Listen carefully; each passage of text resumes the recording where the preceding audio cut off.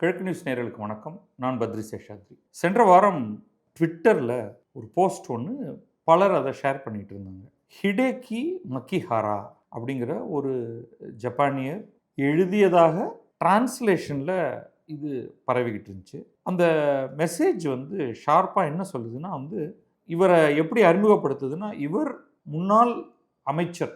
ஜப்பானில் அங்கே தொடர்ச்சியாக பல்வேறு அரசுகள் மாறிக்கொண்டே இருக்கின்றன.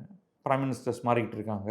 அதில் இவர் அமைச்சராக இருந்திருக்கிறார் அப்படின்னு இதோடைய உண்மைத்தன்மையே நமக்கு எப்படி தெரியுதுன்னா, இதற்கான மறுப்பு இந்திய அரசிடமிருந்து வரும்பொழுது தான்.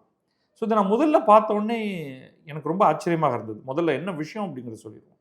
அவர் என்ன சொல்கிறாருன்னா, இந்த ஹைஸ்பீட் ட்ரெயின் ப்ராஜெக்ட் இருக்கு இல்லையா, மும்பையிலிருந்து அகமதாபாத் வரையான அதிவிரைவு ரயில், புல்லட் ட்ரெயின் அப்படின்னு நம்ம சொல்லுவோம். கிட்டத்தட்ட 280லிருந்து 320 350 கிலோமீட்டர் பர் ஹவர் வேகத்தில் செல்லக்கூடிய தனி பாதையில் செல்லக்கூடிய அதிவேக ரயில். இது ஜப்பான் தொழில்நுட்பம், ஜப்பானுடைய இன்வெஸ்ட்மெண்ட், அவங்களுடைய கைடன்ஸில் இது நடந்துகிட்டு இருக்கு. இன்னும் பல ட்ரெயின் பார்ட்ஸ் இந்த மாதிரி பெங்களூர்ல இருந்து சென்னைக்கு இதெல்லாம் அனௌன்ஸ் பண்ணியிருக்காங்க, உங்களுக்கு தெரியும். ஆனால் ஃபஸ்ட்டு ப்ராஜெக்ட் இது ஓடிக்கிட்டு இருக்கு.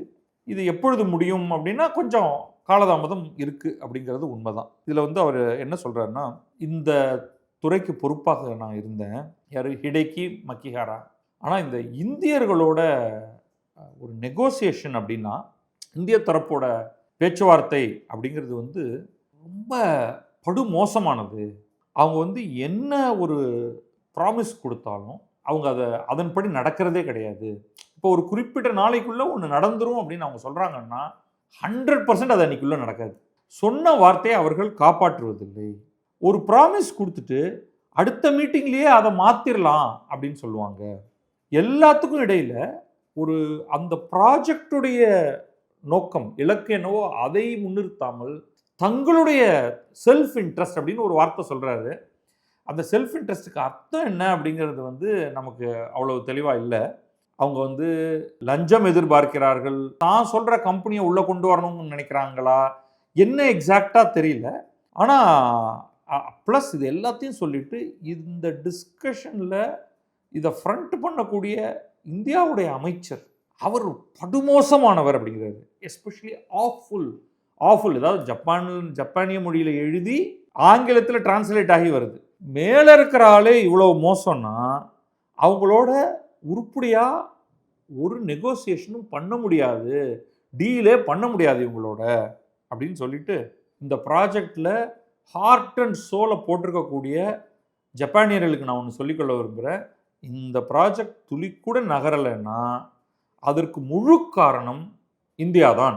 Entirely on the Indian side அப்படின்னு சொல்லிட்டாரு. அதுக்கப்புறம் இப்போ நம்ம பிரைம் மினிஸ்டர் தக்காய்ச்சி அங்கே போய், இப்போ இங்கே ஜப்பனீஸ் பிரைம் மினிஸ்டர் இங்கே வந்தாங்க, ஒரு பிஸ்னஸ் டெலிகேஷனோட நரேந்திர மோடியெல்லாம் சந்தித்து பல இடங்களுக்கெல்லாம் போயிட்டு வந்தாங்க.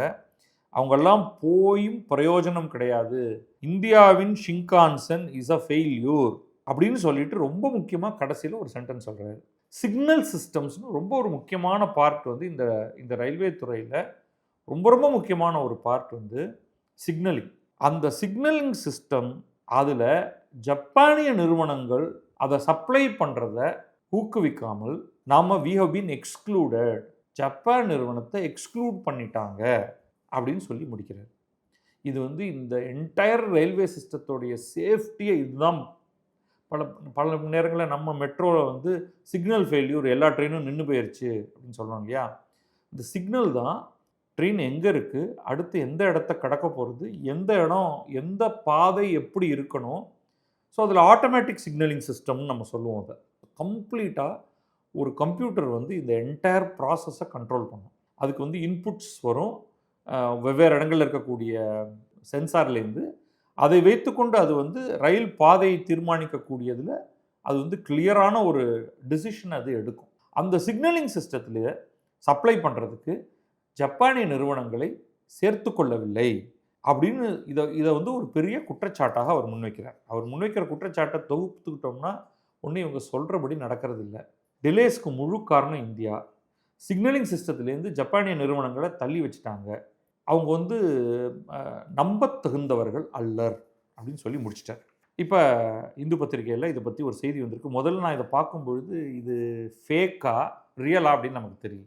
ஏன்னா வெளிப்படையாக ஒருவர் வந்து இந்த மாதிரியாக சொல்வது இதுதான் முதல் முறை. இந்த இந்த ப்ராஜெக்டில் டிலேஸ் இருக்குது. பட் இந்த ப்ராஜெக்ட் இந்த மாதிரி ஹை ஸ்பீட் ட்ரெயின் ப்ராஜெக்ட்ஸ் உலகமெங்கும் நடக்கிற இடத்துல எல்லாமே டிலேஸ் இருந்துகிட்டு தான் இருந்திருக்கு. இந்தியாவுக்கு டிலேங்கிறது புதுசு இல்லை. அன்ஃபார்ச்சுனேட்லி நிலம் அக்வயர் பண்ணுறதுலேருந்து ஆரம்பித்து ப்ராஜெக்டை டெண்டர் அவார்ட் பண்ணுறதுலேருந்து பல இடங்களில் டிலேஸ் இருக்கும். பல்வேறு சிக்கல்கள், உண்மையான சிக்கல்களும் தேவையற்ற சில பிரச்சனைகளும் இருக்கத்தான் இருக்கும். பட் கிளாரிஃபிகேஷன் வருதை வச்சு தான் உண்மையிலேயே இப்படி இந்த பேரில் ஒரு ஜாப்பனீஸ் மினிஸ்டர் ஒருத்தர் அவர் மினிஸ்டராக ஒரு கட்டத்தில் இருந்திருக்கிறார். அவர் சொல்வது ஒரு பொருட்படுத்தத்தக்கது. அதனால தான் வந்து அரசு அதற்கு பதில் சொல்கிறது அப்படின்னு. ஸோ இந்த பதில் என்ன சொல்லுது அப்படின்னா, ஸோ அரசு தரப்புலேருந்து என்ன சொல்கிறாங்கன்னா, மும்பை அகமதாபாத் அதிவேக ரயில் திட்டம் சரியான விதத்தில் போய்கொண்டிருக்கிறது. ஜப்பான் E10 அப்படிங்கிற அந்த அதிவேக ரயிலை 2030களின் ஆரம்பத்தில் தான் கொடுக்க போகிறது. ஏன்னா அவங்க இப்போ தான் அதை கன்ஸ்ட்ரக்ட் பண்ணிட்டு இருக்காங்க. அந்த பர்டிகுலர் டைப் ஆஃப் E10 ரயில்களை அவங்க கொடுக்க போகிறாங்க. கன்ஸ்ட்ரக்ஷன் ஒர்க்கு ரொம்ப வேகமாக நடந்து கொண்டிருக்கிறது. முதல் பகுதி 2027 திறக்கப்படும் அப்படின்னு ரயில்வே மினிஸ்ட்ரியிலேருந்து ஒருவர் சொல்லியிருக்கிறார். இந்த கிரிட்டிசிசத்துக்கு ஏதாவது பதில் சொல்லணும் இல்லையா, அதுக்கு அவர் வந்து பதில் சொல்லியிருக்காரு. இந்த ஹிடேக்கி மகிஹராங்கிறவர் வந்து ஜப்பானுடைய தற்பொழுதைய ஆளும் கட்சியான லிபரல் டெமோக்ராட்டிக் பார்ட்டியை சேர்ந்தவர். ஆனால் இப்பொழுது அவர் அமைச்சர் அல்ல, சிட்டிங் அமைச்சர் அல்ல. ஒரு காலத்தில் அவர் அமைச்சராக, இதற்கு முன்னால் அமைச்சராக இருந்திருக்கிறார். அதுக்கப்புறம் ரெண்டாவது அவர் இது ஸ்லோ அப்படிங்கிறது ஒன்று சொல்கிறார். ஸ்லோ இது திறக்குமானே தெரியல. ரெண்டாவது சிக்னலிங் சிஸ்டத்தில் எங்களை எக்ஸ்க்ளூட் பண்ணிட்டாங்கன்ட்டு. ஸோ அதுக்கான பதில் அடுத்து வருது. அதுக்கு வந்து என்ன சொல்கிறாருன்னா, இவருடைய ஸ்டேட்மெண்ட், இவருடைய ட்வீட்டு உண்மைக்கு புறம்பானது அப்படின்ட்டாங்க நம்முடைய அஃபீஷியல்ஸ். சொல்லிவிட்டு அவங்க ஸ்பெசிஃபிக்காக என்ன சொல்கிறாங்கன்னா, ஜப்பான் தரப்பிலிருந்து யாருமே இந்த சிக்னலிங் சிஸ்டத்துக்கு அப்ளை பண்ணலை, நாங்கள் கொடுக்குறோம் அப்படின்னு சொல்லலை. யார் கொடுக்குறாங்கங்கிறத அடுத்து பார்ப்போம். ஸோ ஃபஸ்ட்டு என்ன சொல்கிறாங்கன்னா, 2030களோட ஆரம்பத்தில் தான், அப்படின்னா 2033, 34, 35 ஏதோ ஒரு கட்டத்தில் தான் வந்து ஜப்பான்லேருந்து ஹைஸ்பீட் ட்ரெயின் நமக்கு வரப்போகிறது. அதுவரையில் இந்தியாவே உள்நாட்டில் தயாரிக்கும் BEML லிமிட்டடும் இன்டெக்ரல் கோச் ஃபேக்ட்ரி இங்கே சென்னையில் இருக்கிறதும் சேர்ந்து ஒரு வண்டியை உருவாக்கி அது வந்து 280 km/h போக போகிறது. ஸோ முதல்ல வந்து இந்த பாதையில் அதிவேக ட்ரெயின் போக போகிறது வந்து இந்தியாவின் இண்டிஜினஸ் ரயில். சூரத்திலிருந்து பிலிமோரா செக்ஷன் வரைக்குமானது வந்து ஆகஸ்ட் 2027 நடைமுறைக்கு வந்துவிடும். அதுக்கப்புறம் 2 பக்கம் இருக்குது. ஸோ சூரத் டு பிலிமோரானா நமக்கு வந்து அகமதாபாத் வரைக்கும் போகணும் ஒரு பக்கத்தில், இன்னொரு பக்கம் மும்பை வரைக்கும் போகணும். ஸோ அது வந்து செக்ஷன்ஸில் அது நடக்கும் அப்படின்னு வச்சுக்கோம். இந்த மொத்த லென்த்து பார்த்தீங்கன்னா 508 km காரிடார். அது நல்ல வேகமாகத்தான் போயிட்டுருக்கு. இந்த ஸ்ட்ரெச்சில் வேலை நல்லா தான் நடந்துக்கிட்டு இருக்கு. இந்த சிக்னலை பொறுத்த வரைக்கும் பார்த்தீங்கன்னா no Japanese offer was received. ஜப்பான்லேருந்து எந்த நிறுவனமும் நான் வந்து சிக்னலிங் சிஸ்டம் கொடுக்குறேன்னு சொல்லலை. ரைட். அந்த 320 km வேகத்தில் போகக்கூடிய ஜாப்பனீஸ் E10 ரயில்களும் 2030 தான் வரும். இப்பொழுதைக்கு நாங்கள் வந்து இந்த சிக்னலிங் சிஸ்டத்தை பொறுத்த வரைக்கும் European train control system ETCS அப்படிங்கிறதுக்கு நாங்கள் போக போகிறோம். இது வந்து wireless driven model as opposed to wire based model.